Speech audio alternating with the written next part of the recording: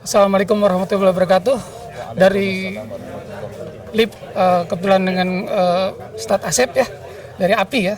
Nah ini mungkin kita meminta tanggapan mengenai KM 50, kemudian juga sikap API Jabar tragedi KM 50, kemudian API Jabar kepada pemerintah, Polri dan Komnas HAM ini terkait dengan KM 50 ini bagaimana nih sikapnya nih? Baik, pertama KM 50 itu adalah sebuah tragedi kemanusiaan yang luar biasa. Ada pembantaian 6 pemuda Indonesia. Kalau dalam ungkapan pepatah kan subhanul yaum rijalul ghad. Pemuda masa kini adalah pemimpin di masa yang akan datang. Ini para pemuda yang sedang berkhidmat untuk mengawal ulama, mengawal habaib, dibunuh, dibantai sangat tidak manusiawi. Nah oleh karena itu maka negara harus hadir. Dengan cara apa? Ungkap dengan serius, pastikan setiap pelaku baik operator, terutama aktor intelektual dan sponsornya yang terlibat dalam peristiwa pembantaian KM50 untuk ditangkap dan diproses secara hukum dengan hukuman yang setimpal bagi pelaku yang telah menghilangkan 6 nyawa pemuda Indonesia yang telah berkhidmat kepada ulama yang merupakan simbol daripada orang yang berilmu. Baik, terima kasih. Ini kemudian satu lagi pertanyaan boleh? Boleh, silakan.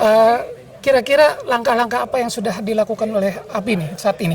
Alhamdulillah kita telah melakukan beberapa langkah ya. Kita telah bergerak dari mulai menyampaikan pernyataan sikap kita sudah aksi di depan istana.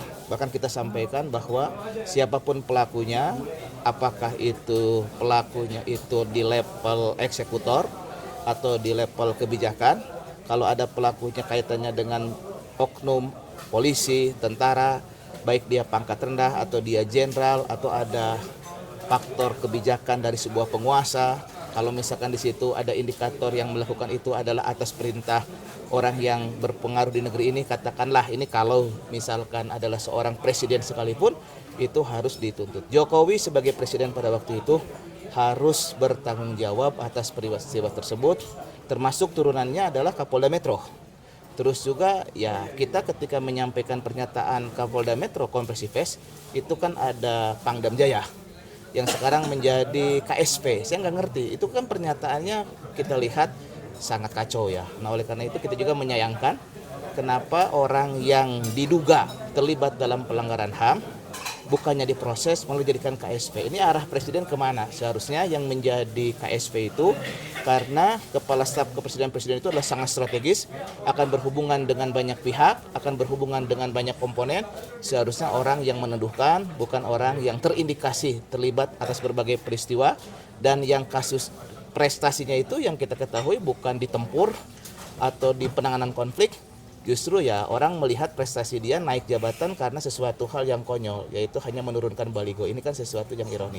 Sebuah negara besar, banyak jenderal yang berprestasi, kenapa justru yang bersangkutan yang dipilih menjadi KSP? Seharusnya adalah dari kesatuan, itu kan banyak, baik di Angkatan Darat, Angkatan Laut, Angkatan Udara, yang punya kompetensi lebih daripada yang bersangkutan. Jadi pesan kepada kita, kepada Presiden, harus dievaluasi lagi lah. Jangan sampai membuat rakyat kecewa. Seharusnya beliau itu diperiksa, bukan dijadikan KSP. Oke, terima kasih. Sama-sama.